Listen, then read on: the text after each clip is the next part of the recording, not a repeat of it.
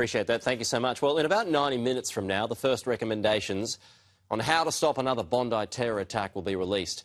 But they're likely to focus broadly on counter-terrorism rather than flaws in the current system. The release of the document, just after 9 o'clock today Eastern, will be followed on Monday by the first public hearing of the Royal Commission. Joining us live now to discuss this and more is the Shadow Education Minister, Julian Leeser. Julian, it's good to see you this morning. So what are your expectations of this initial report today? Well, this part of the report is going to look at what our intelligence and security agencies knew and what level of cooperation there was across the different policing forces, both federal and state, and will hopefully make some recommendations along those lines to ensure that this doesn't happen again.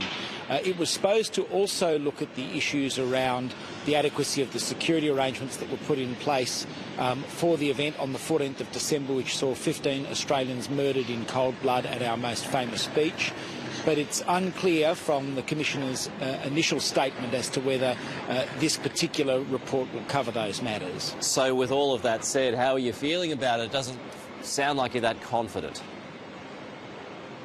Well, look, I think we've got to wait and see what the Commissioner puts forward. There haven't been any public hearings to date, so it's hard to judge. There hasn't been any evidence in the public domain. But I think what Australians are looking for is to see how did this come about, this particular terrorist attack, and what can we put in place to ensure that another terrorist attack like this doesn't happen again.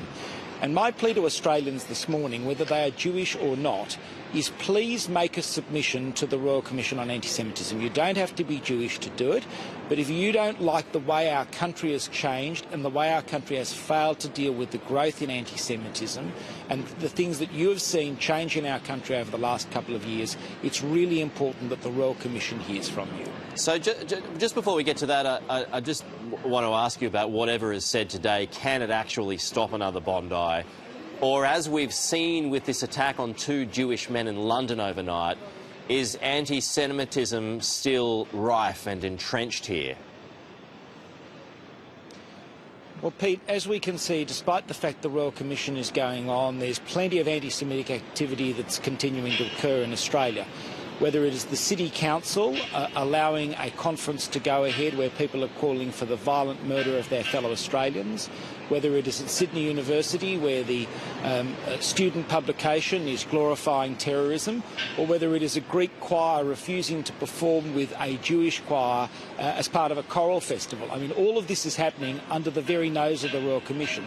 So we've got a lot of work to do to deal with the anti-Semitism that is rife in this country and has been largely allowed to go unchecked for the last few years. That's why the Royal Commission is so important. That's why we want to see strong recommendations. OK, so ahead of next week, I mean, what's on your mind? You already addressed this just a moment ago, Julian, but how are you feeling ahead of it?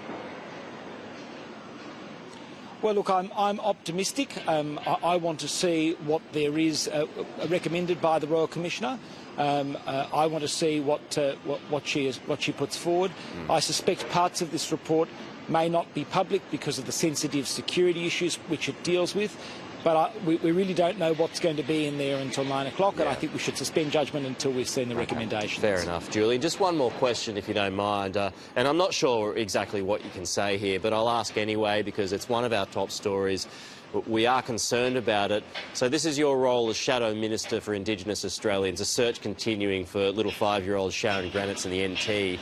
Have you got a comment at all to make on that this morning? Yes, I do. I think anyone who has any information as to the whereabouts of Sharon Granitz or the whereabouts of the gentleman for whom there's a search warrant, they need to come forward. I'm very disturbed to read reports that people may know where this man is and are not coming forward.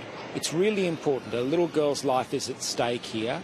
I saw the very powerful interview by my colleague, Senator Jacinta Nampijinpa-Price, last night with Sharri Markson.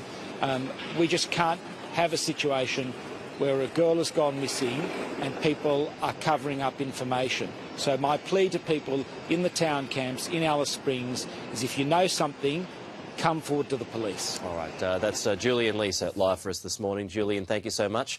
We're going to take a break, but coming up, should Australia be focusing on opening its own oil refineries as we see the price of oil